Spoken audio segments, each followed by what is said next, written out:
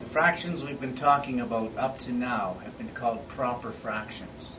That's where the top number is smaller than the bottom number. The top number and the bottom numbers, they both have fancy names. So we know that the top number has been called the numerator. The bottom has been called the denominator. But if you really insist, you can use those numbers, but I'm going to use top and bottom to make things easy. And I want to show you something else. We talked about a fraction as being a part of a whole. Well, we can take that even farther. Right now we have one whole, but I want to represent more than one but less than two. And that would be called a mixed fraction or a mixed number. So watch this. I'll draw one whole there, and I have another hole here. So I have two holes. I'm going to cut this into fourths, 4 equal sections there, and I'm going to shade them all in.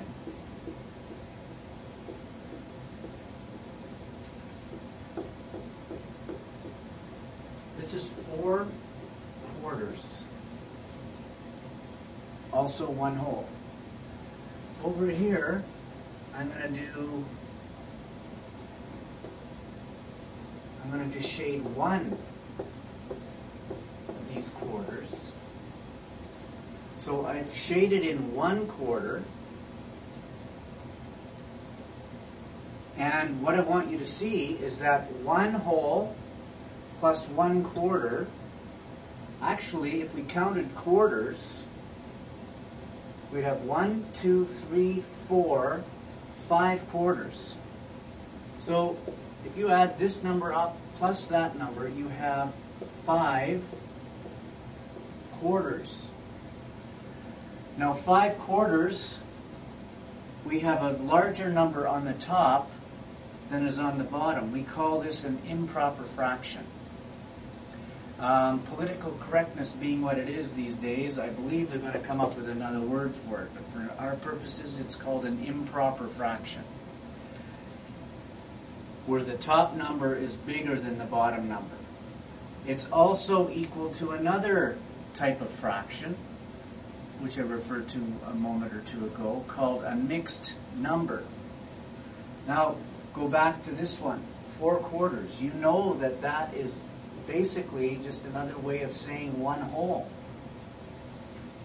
So we have more than 1, but less than 2, which gives us a situation where we can use either an improper fraction or a mixed number. Looks like this. So this is equivalent to that. This leads me to a question. If 1 and 1 quarter is equal to 5 quarters, and they both have names, this is a mixed number and that's an improper fraction, what would you call something like this? How would you classify this number? 7 over 7. 7 sevenths. Would that be an improper fraction? Or would it be a proper fraction? It certainly isn't a mixed number, is it? Because a mixed number has to have a whole number out front. Well, just by agreement or by convention, we call this an improper fraction, because anytime you see one number over itself, we consider it as improper. So on one of your handouts that your teacher gives you, you might be asked to classify certain types of fractions. This kind of fraction here would be an improper, because you know it can be reduced to just plain number 1. Okay? So we're going to go back into reducing fractions. That's usually the first thing we do once we get, as we're getting to know these things. So let's go with a very simple one. Reduce 3/6. In other words, I want an equivalent fraction that is equal to 3/6 but has the smallest possible numbers. Well, if I were to go and draw a picture, I could draw a picture by dividing a pie into 6 equal parts. And I could see that, here I'll do it right now. I'll go like that, draw it into 6 equal parts. Not a very nice diagram, but hopefully you can follow me. These are all 1/6. I'm going to take 3 of them. And you know what? That looks just like 1/2, doesn't it? In fact, it is equal to 1/2.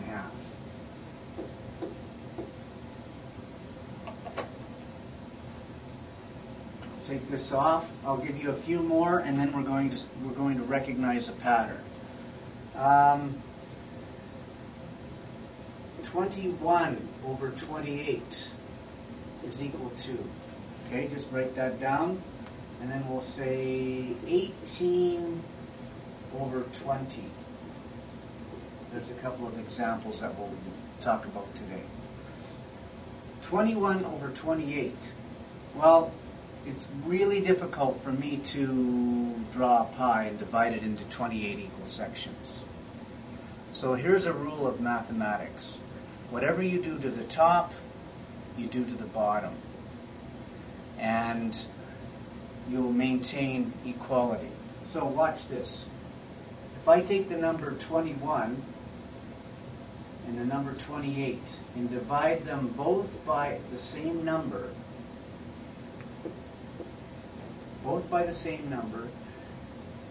I'll get an equivalent fraction. So they both are divisible by 7. 21 divided by 7 is 3. 28 divided by 7 is 4. So 21 over 28 is equivalent to 3/4.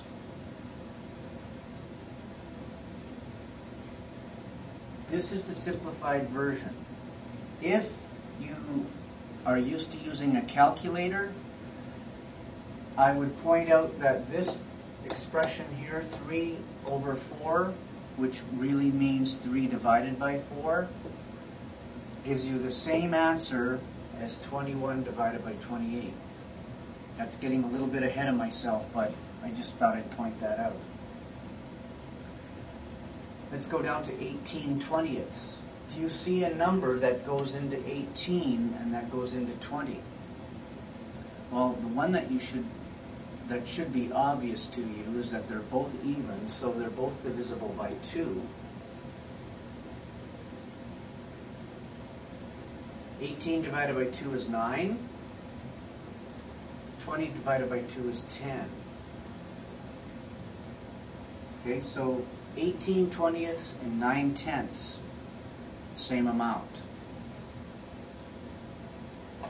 Now, I'll keep these on the board, and I'm going to go with another one. What about something like this?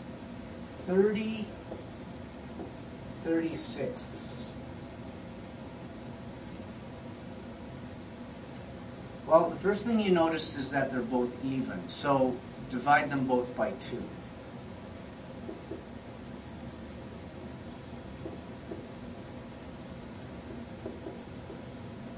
And if you do that, you might have to do it the longhand way. In fact, most of us will. 30 divided by 2 is 15. And 36 divided by 2 is 18. The problem with that, though, is that we're not done, because 15/18 can be further reduced. Now you look for the factors of 15, and you look for the factors of 18, and you see if there are any common factors.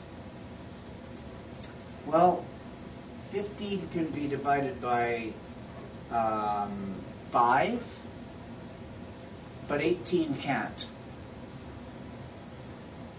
18 can be divided by 9, but 15 can't. Is there some number that goes into both of them? And perhaps you've determined that they're both divisible by 3. So if they're both divisible by 3, then that's what you do. So 15 divided by 3 is equal to 5. And 18 divided by 3 is equal to 6. And there's your final reduced answer.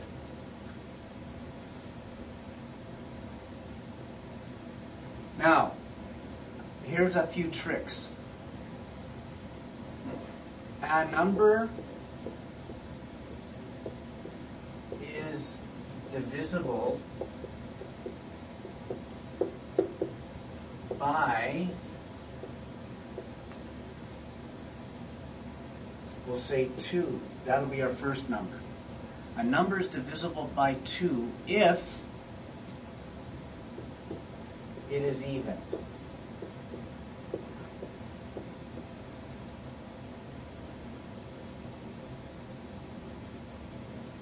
Why am I doing this? Because we need to know whether certain numbers can be divided by a factor or not. So a number is divisible by 2 if it is even. We know another easy one. A number is divisible by 5 if it ends in 5 or 0.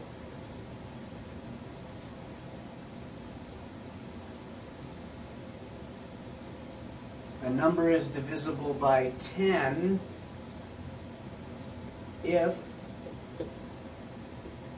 it ends in 0.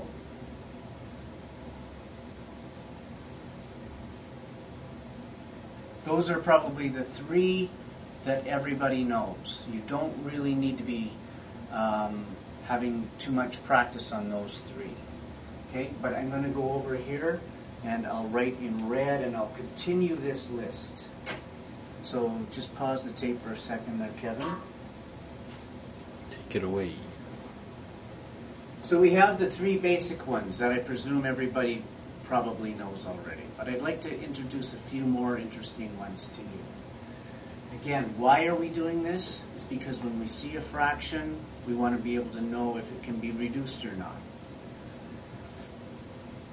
The next one that I want to show you is the number 3. A number can be reduced by 3 or divided by 3. Let me try that again. A number can be reduced by dividing by 3 if the digits, when added, are divisible by 3.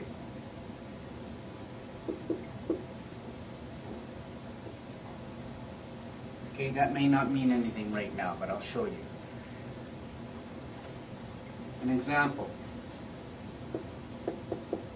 Is 726 divisible by 3?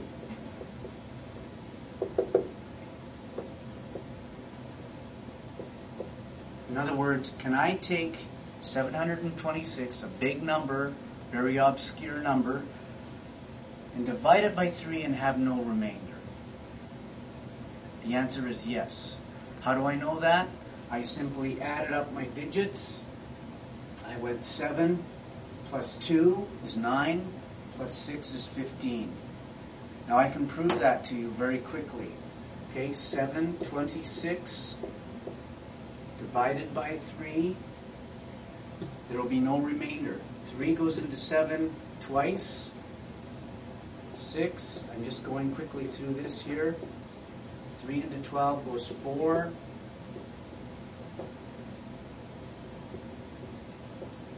3 into 6 goes 2. 0 remainder. That was what I wanted. Okay, so when you get really obscure fraction questions, yes, you will have to go back and do this. It's assumed you know how to multiply and divide whole numbers. So, it's divisible by 3 if the digits, when added, are divisible by 3.